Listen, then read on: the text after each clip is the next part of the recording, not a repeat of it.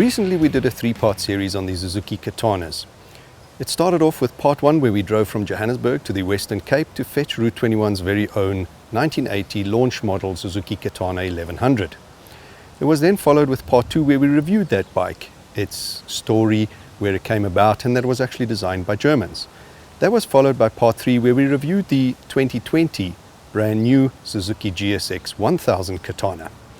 And then recently we stumbled over this little gem, not very well known, and that is because this bike was produced predominantly for the Japanese market. The Japanese have a real interest in retro bikes and also focus on small capacity bikes. And this is now the Katana GSX 400, yes, a 400cc.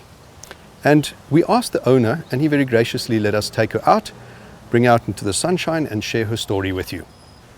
Yes, you heard correctly. Visually, she does look like the 1100, however, this is the baby brother. Her full designation is the GSX 400S, and our research shows that she was produced 11-12 years after the original, between 1992 and 1993. Now, having a look at where she is extremely similar, or the same as the original, would be the overall shape is true to the original. You have your very long slim tank, the offset fuel cap on the right. You have your two-tone seat at the back. Going down the back, you have your twin shock at the rear. True to the original, 17-inch rear wheel, 19-inch front wheel, as well as the same star design.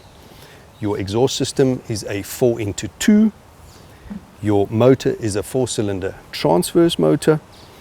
Going to the front wheel, as mentioned before, the star design, but a 19-inch wheel, same as the original.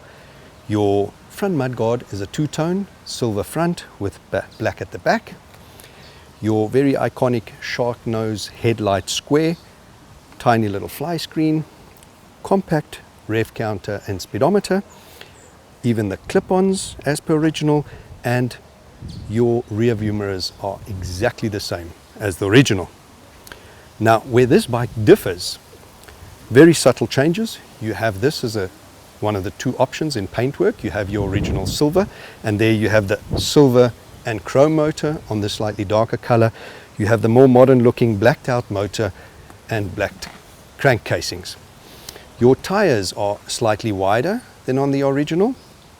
Your brakes are upgraded and stronger, but the single biggest difference on this bike, and very cleverly concealed, is that the motor looks air-cooled with these fins. However, this motor comes from the Suzuki Bandit, which is liquid-cooled. And yes, behind this tiny little fairing over here, they cleverly stuck the radiator. So, liquid-cooled. If you enjoyed this episode, remember to click like and subscribe. And please drop us a comment, let us know what you'd like to see more of.